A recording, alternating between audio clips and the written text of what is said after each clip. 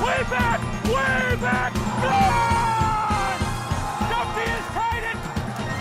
Hello and welcome to the Braintree Sports Report. I'm your host, Mike Wassel. And I'm Kelsey Davis. It was a busy week in Braintree sports. The lacrosse team suffered 2 losses. First, 18-4 to Needham, followed by an 8-7 narrow defeat against Natick. However, volleyball won again against Wellesley, 3-0. The baseball team lost their first game of the season 2-1 to number 1 ranked BC High in a preview of what could be a potential postseason matchup. The softball team slaughter-ruled Framingham 13-2 to improve to 2-0. Let's take a look at the highlights from this week. Highlights from this week, and it's Braintree and BC High. An early strikeout for Tellier, and then again with a nice pitch and the throw down to second to catch the runner stealing is Kennedy with a beautiful, accurate throw. And then here is a long fly ball out to right field and a diving play by the Eagles as both teams flashing some good defensive work as the base hit to the opposite field. And Braintree now with runners at the corners, and a bases loaded walk brings in Braintree's first run. This came back in the bottom half of the first as the Womps led for most of this game 1-0. And here is another strikeout from Tellier, and a big play in this game as Braintree had 2 on, and the bunt was popped up and it turns into a double play as Duffy with the pop up on that bunt.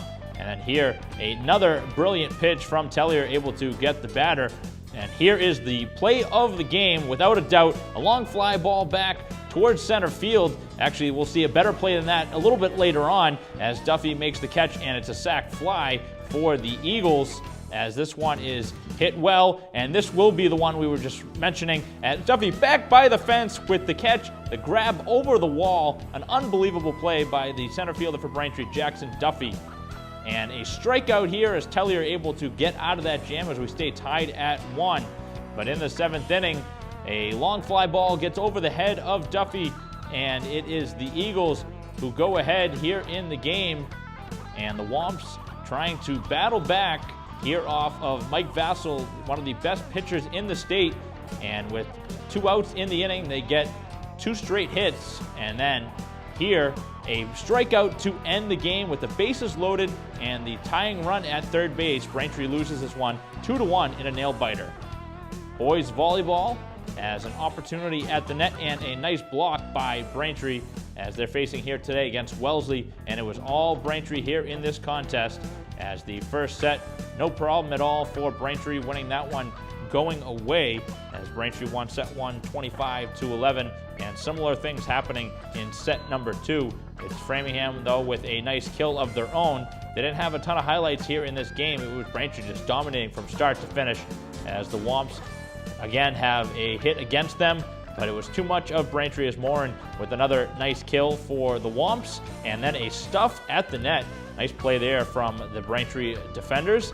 And then right here, it's McMartin, and he wins set 2 for Braintree as they advance 2-0, 25-16. Heading over to set 3 is Braintree trying to close it out. It is Yu with a nice left-handed hit, and Braintree with a look what I found type of hit that found the floor, and Braintree getting another point. And then here with a long serve as that one spiked down by Braintree. And this time it is Yu with the left-handed serve, and Braintree wins going away 3-0, 25-18 there in set 3 against Wellesley.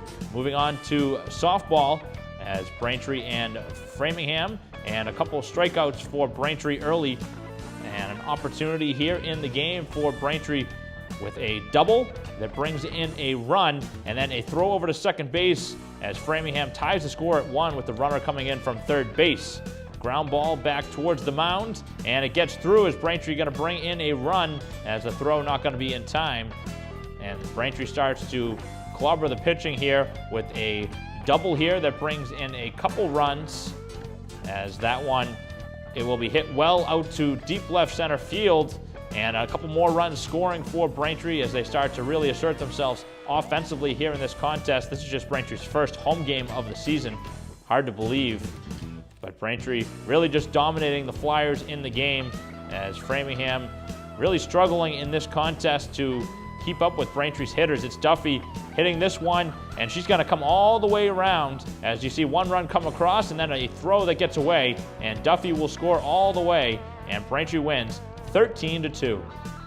Now it is boys lacrosse as Braintree and Needham, and the Rockets really took advantage of a short staff. Here's Braintree without a few of the key players, and it was the Rockets taking advantage early, but Braintree countering back after falling behind 4-0. They strike twice to get within 4-2, but after that, it was all Needham. They scored the next 14 straight goals as Braintree at one point fell behind here in this game 18-2. As you see another shot, Braintree actually ended up changing goalies in this contest, and it was Braintree with a couple of late strikes to make it an 18-4 final. Another boys lacrosse game. This time it's against Natick, and it's the Red Hawks getting an early strike to go ahead 1-0, but Braintree with the answering goal at 1-1. But Natick again will go in front after a great save from Duran. It is a shot in front and another goal for the Red Hawks, who led this one at half, as Braintree will score very late in the first half to pull within 4-2 at halftime. And in the second half, the offense picked up on both sides, and this turned into a nail-biter at the end as Curley gets a goal for Braintree, and then a nice strike here from the Red Hawks, and Braintree with the answering goal from O'Toole, who had 4 goals here today, and then another strike there from O'Toole at the side of the goal. It is a nice, tough angle shot as Braintree inside, one of the better passes of the game, as O'Toole finds Flemmy, who scores. And then at the side of the goal, Braintree with another goal. And at the end of the game, down 8-7 in the final seconds, Braintree has the ball knocked away from them, and they drop this one here today, 8-7. The boys lacrosse team has had tough luck this season. Liam O'Toole scored 4 goals in the most recent game against Natick and was Braintree's most prolific scorer on the field. Liam is our Womp of the Week. Hi, I'm here with the Womp of the Week, Liam O'Toole. Liam, tough game here today, a nail-biter, but it came down to the wire. But just talk about the performance here today and the resiliency of your team battling back from a 4-goal deficit. Defense played very well. This is the best the offense has looked all year, too. I'm proud of the way we played today. They're a good team, and hopefully it's a sign of good things to come. And your performance here today, 4 goals, you were able to spark plug the offense. You talked about the offense really not, doing its thing, but you guys are missing a few key pieces. But first, talk about the 4 goals and kind of where all these plays set up for you. I owe Hemmer 3 of those goals. He set me up. I was wide open on most of them. We just have a good chemistry. We've all been playing since we were little kids, and it shows. And now, what type of things do you have to do in the next few weeks in order to try to get back on track? You guys have 1 win over Framingham. Now you're looking to pick up a win over Spellman. We just got to keep our heads up, don't get down on ourselves, and hopefully we'll turn around. And now you'll get some key players back that have been missing for the first 5 games. How important is that going to be? Oh, it's huge. A lot of talent coming back. I can't wait. It's going to be exciting. Thinking about this game in particular, you guys battled back. I mean, Durain, who was so good for you in the cage. Defensively, it seems like you guys are doing your job, talking and everything like that. Is communication a huge key? Oh, it's absolutely crucial. Marty's getting us going in the back. Conley's killing kids on the slides. Johnny Mac's getting us going. And then Curley with the goal. I think it was nice. Yeah, Curley had a nice game. Talk about his performance. Curley's a stud out there. He's going to be a very big player for the Womps the next couple of years. I can't wait to see what he does. Well, Liam, congratulations. Thanks for taking time out here on BCAM TV. Our Womp of the Week, Liam O'Toole. When we come back, we will have an interview with baseball pitcher John Tellier.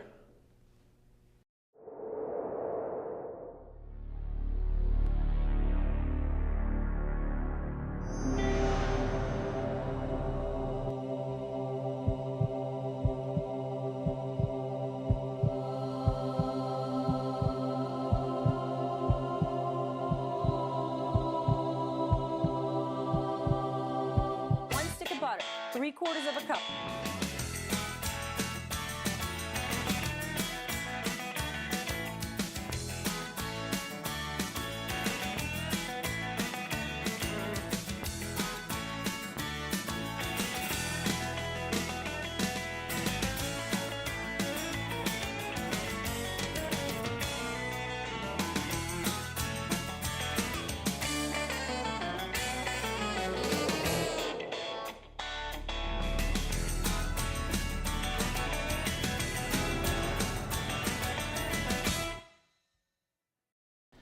Welcome back to the Braintree Sports Report. The baseball team played the top-ranked team in the state, BC High. They were leading most of the game, but ended up losing by a single run, 2-1. I got a chance to speak with the game's starting pitcher, John Tellier. Hello, I'm here with John Tellier. John, what a great pitching performance by you today here in a tough 2-1 loss. But just talk about what you were seeing here in your approach today. My pitching coach, Coach Fox, he set me up with a good scouting report. He had 3 big hitters to focus on. It was pretty much just 1, 2, 3. I managed to work around them with the pitches he set me up with. And it seemed like here today your breaking ball was probably your best pitch. Would you agree with that? Yeah, it was really working. I mean, it felt good out the hand, felt good going down the whole time. And we talked about it before this game. This was a tough opponent. You guys had the lead for a lot of the way. Unfortunately, BC High was able to scratch across a couple late runs. But talk about Jackson Duffy. I mean, probably the play of the season you'll see defensively. Talk about that play. Yeah, like I said earlier, that was like the coolest thing I've ever seen. The fact that he can pull that off and then continue to play, keep his head in the game is awesome. I mean, that's huge. And you talk about Mike Vassell, obviously, in the 7th inning, probably one of the top pitchers that you guys will see all season long. You guys were able to claw back a couple hits with 2 outs. With 2 outs in the game, you guys had the bases loaded. Just talk about that situation on the bench. It was really fun. Not going to lie, we lost, but it's kind of cool playing against a kid we're probably going to be watching on TV in a few years. So it was awesome. It was fun. You guys suffered your first loss of the season. Is this a good learning experience, would you say? Yeah, definitely, because we know that, we're not the best team out there, but, we got to just work, and we practice tomorrow, just back at it, stuff like that. Weather hasn't been good for you guys. Obviously, you've had a lot of postponements. This is your first home game, ironically enough. This is 3 weeks into the season, and you guys have played just your first home game here at Braintree High School. What type of things, do you guys have to focus on in the next few weeks to try and stay ready and stay focused? Tomorrow's practice is just strictly ground balls because we haven't been on grass a lot, so stuff like that, tracking in the grass out in the outfield, that's hard. It's different from turf. It's a lot different from turf, so just got to focus on that. Your pitching performance here today, you were able to go just into the 7th inning, but talk about the performance by Matt Tenney. He came in and was able to get you out of a jam, just allowing the 2 runs that you put on. Talk about Matt Tenney here today. Yeah, that was a huge spot. I have a lot of confidence in Matt. He does well. He throws strikes. That's pretty much all we need out of a closer like him, and he's probably going to be in that spot a lot this year, so it's good to know that he can handle it.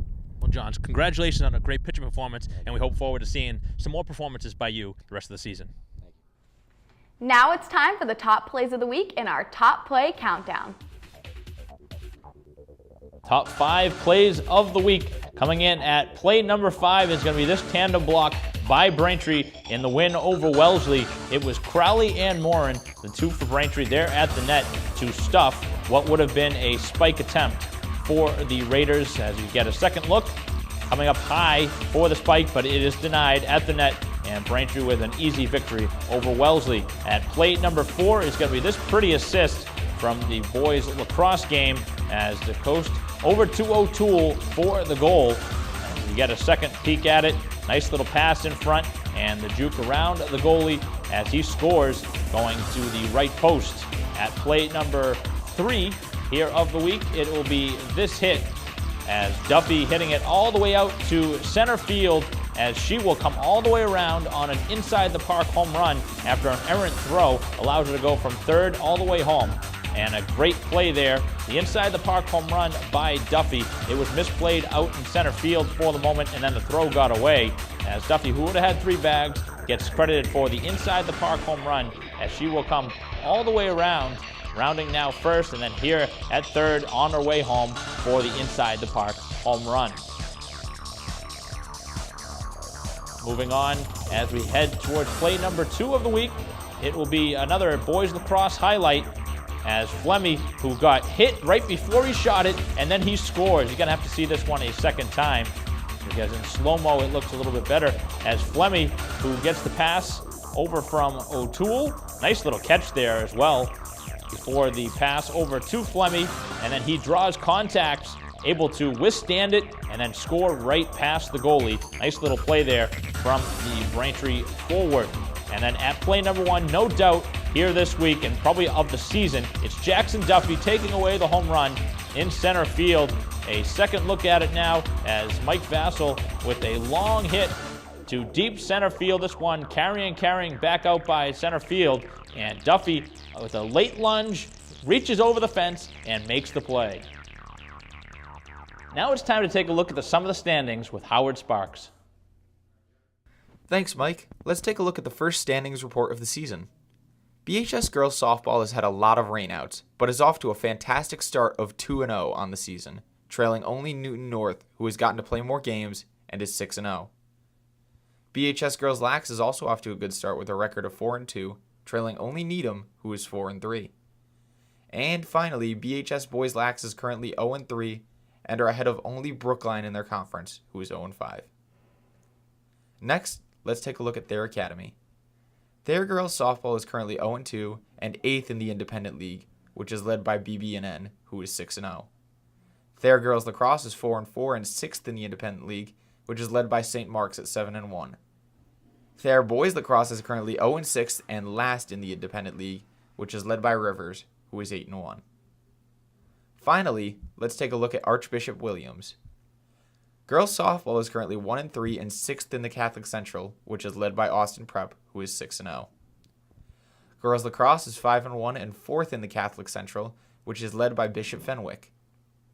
Finally, Boys Lacrosse is 6-1 and 3rd in the Catholic Central, trailing Bishop Fenwick, who is 3-1, and Austin Prep, who is 5-1. That's it for this week's standings. Back to you in the studio.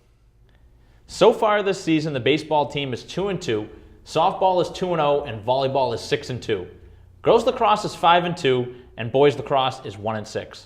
Make sure to follow our social media on Facebook at BCAMTV and on Twitter at BCAMTV. Until next time, I'm Kelsey Davis. And I'm Mike Wassel. Looking forward to a busy week of games. Thanks for watching the Braintree Sports Report.